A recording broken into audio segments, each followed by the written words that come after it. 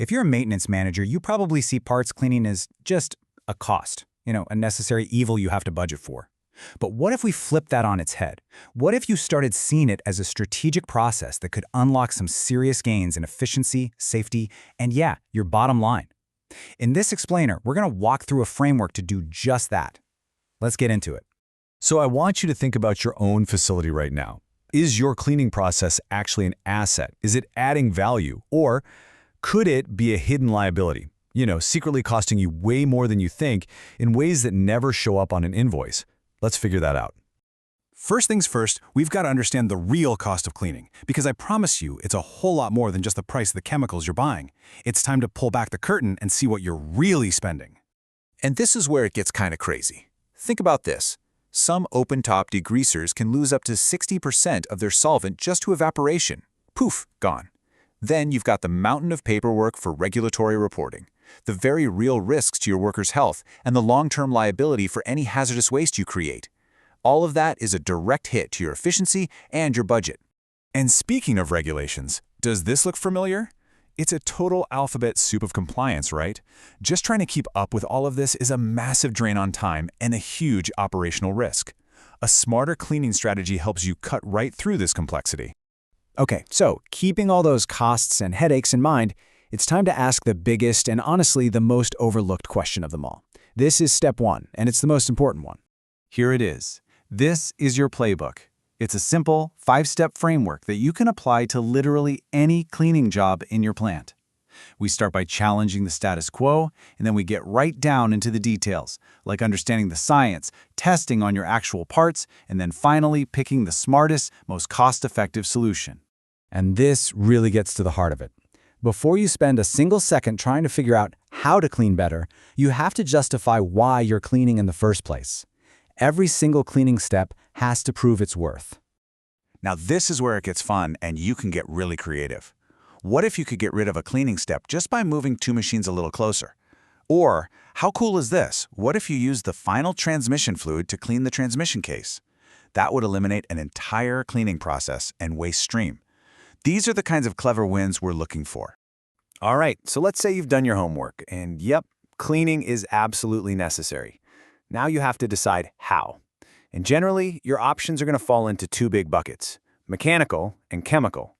And getting this right is crucial. Here's the simple version. If you're dealing with solid stuff like rust, scale, or solid particles, you need physical force. That's mechanical. But if you're trying to get rid of oils, greases, or other gunk like that, you're going to need chemistry to do the work. It all comes down to what you're trying to clean off the part. And you can see the two different approaches right here. On one side, you've got pure physical force, just getting in there and knocking the contaminants loose. On the other, you have parts soaking in a bath, letting the chemicals do all the heavy lifting. Two different tools for two very different jobs. Okay, so you know the difference between mechanical and chemical. But inside those two big categories, there are tons of different technologies. So how in the world do you pick the right one for your facility, for your parts? Here's your checklist. You've got to think about everything, from the gunk on the parts to the material the part is actually made of.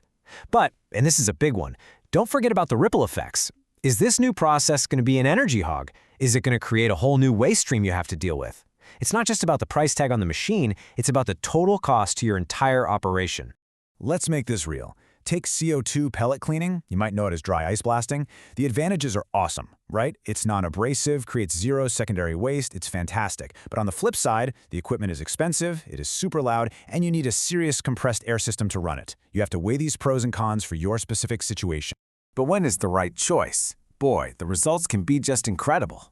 A power generation facility saved an estimated $175,000 in a single year, mostly by cutting down on maintenance and downtime. Now that is the kind of number that makes everyone pay attention. Which brings us to the last, and maybe most important part of the puzzle. You did the work, you picked the tech, you put in a new process. Now you have to prove it was worth it. How do you actually measure your success and show that real return on investment?